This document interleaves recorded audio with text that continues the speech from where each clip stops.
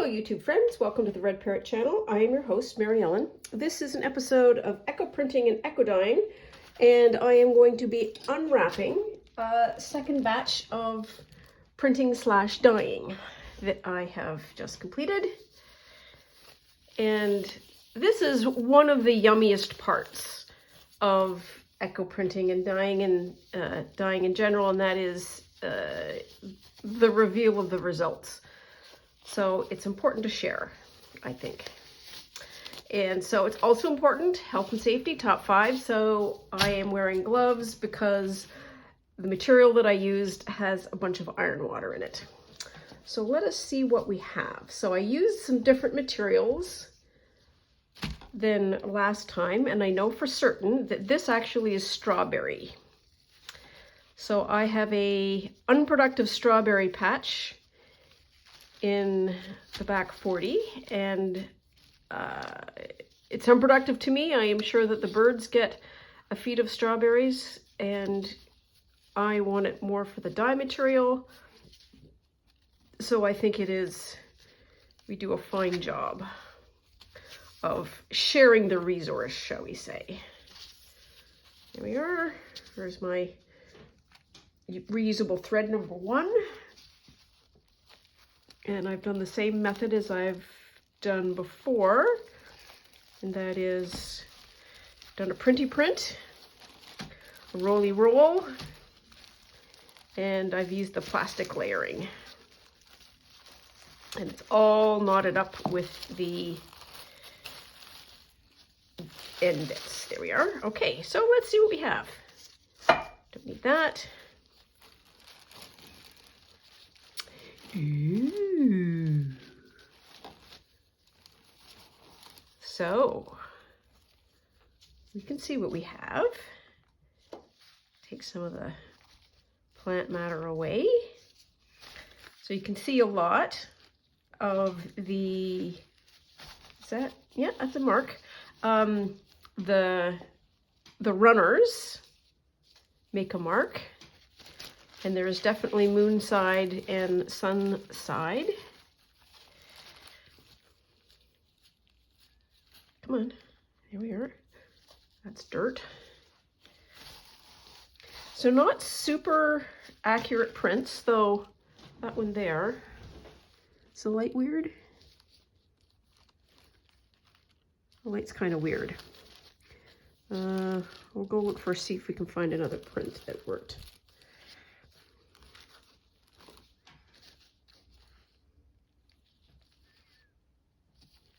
And it doesn't really matter if they don't print perfectly, because I have completely altered white cotton into interesting fabric. There we are. So the print, did the print do much? It's not a distinct print, but you can certainly see there's a good example of maybe some print-ish. There's another. Can you see? Can you see? Can you see? Can you see? There, that's better. When you pull it straight and you let the sun hit it properly. So, what is it? Joanne at, I can't remember her channel, has an expression. I'm not mad at that. I'm not mad at that. Let's see what this one is. This one, I think, okay, so this one is a combination of what is in here. There will be prairie rose, okay, prairie rose, basic sort of clover, and I think this one I might have sprinkled some buckthorn. So, wow, ooh, all right, well, this is where the roses are. Chou-fleur.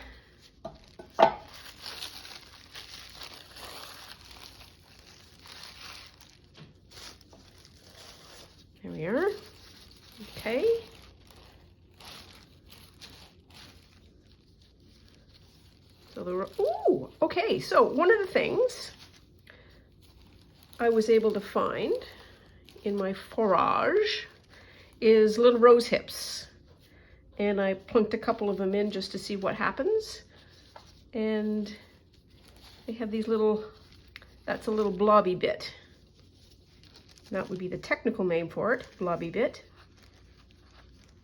So the rose, ton of tannin. Not a lot of definition, but I surely do have color.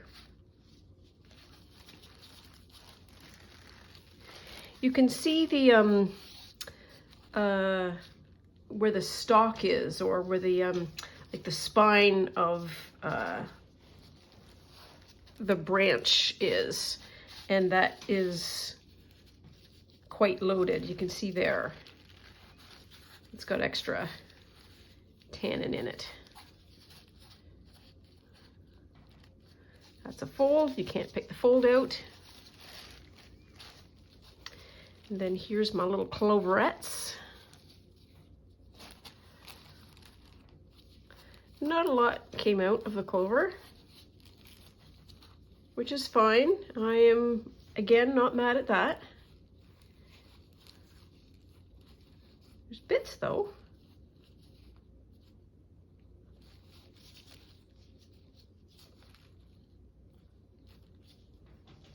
Yeah, there's no real definition.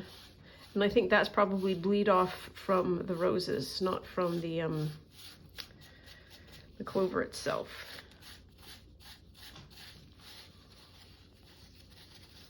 Okay.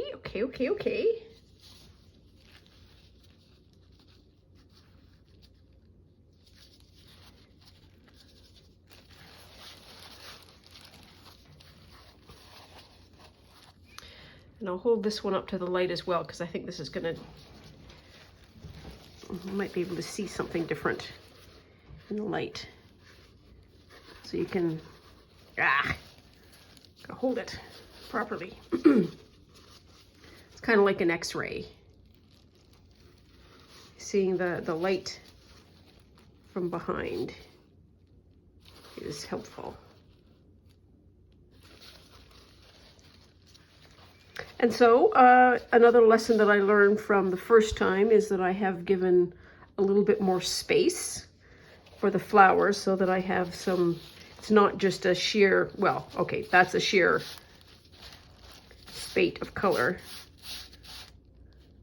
but there is space. So I need to wash, like launder, this batch and the last batch, and then when it's laundered and dried, I'll show you the final bits. And this, what is this? This is more maple.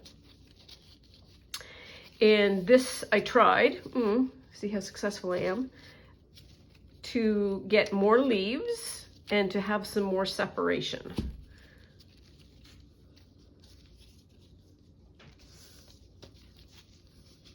There we are. We'll see how that worked.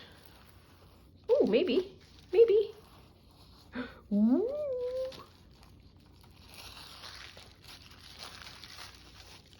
Here.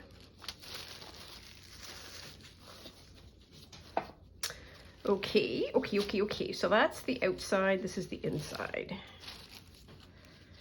And outside, and by inside, I mean of the roll. So this was closest to the wood when it was rolled up, and has the least amount of direct heat, and this had the most steam and direct heat. So there's a temperature differential. Oh yeah, And the other mucky thing about the maple is that the bits are unpleasant. They are very, they disintegrate really easily. Oh, that's a nice print. So these flowers, they just bleed tannin. That's just what they do. There's no definition particularly. They're just full of purple.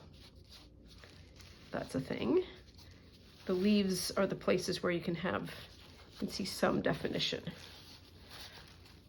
So this is a great example of there is a leaf that has a sun side and a moon side. So the sun side faces the sun, and then the moon side is the sun, the side that never gets direct sunlight.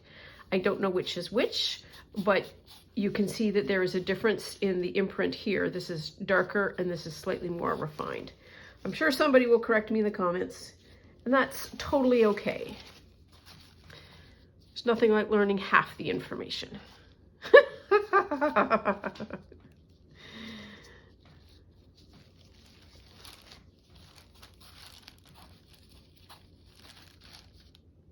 You can get the stem. That was another thing that I tried to do, is keep the stem because it helps with the peel off.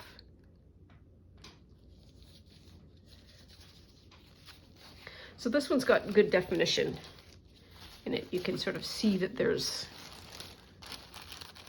leaves like that. There's a great example. That's pretty good. That one is great. Here's more flowers.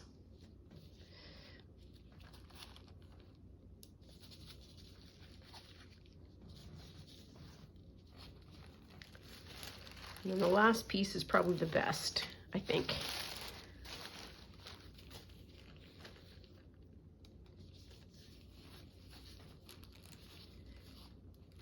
So these little pieces here are beautiful. They're just very, very nicely done. Everything is nicely done. This retains the definition of the original leaf. That's what I mean by nicely done.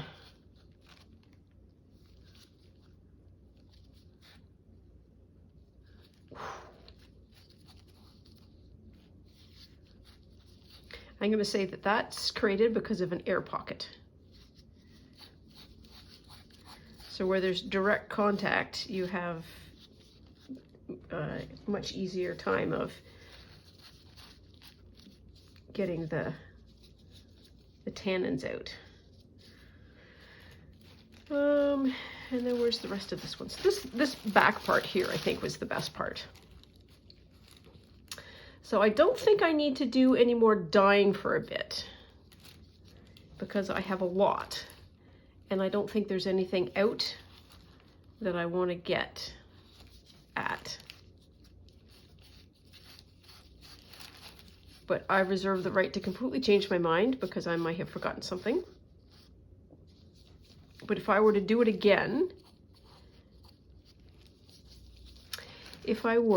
I think what I might do is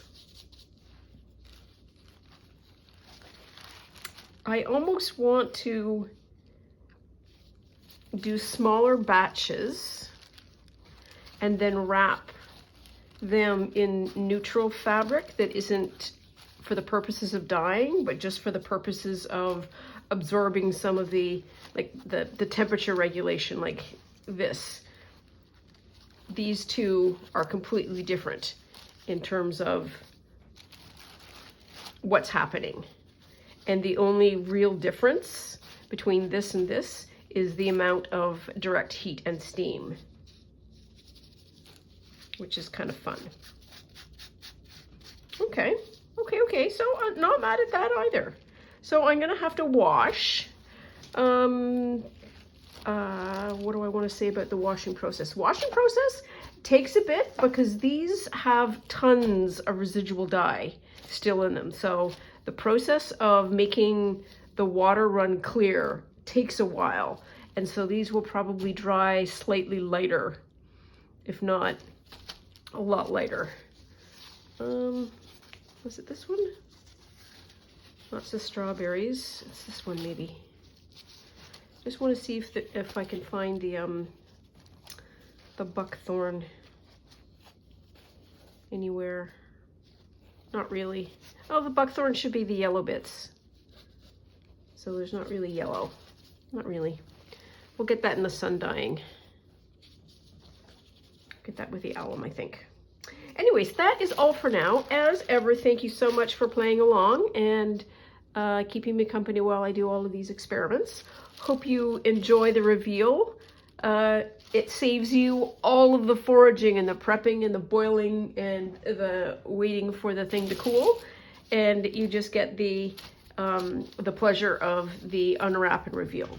That's all for now. I will check in later. Bye now.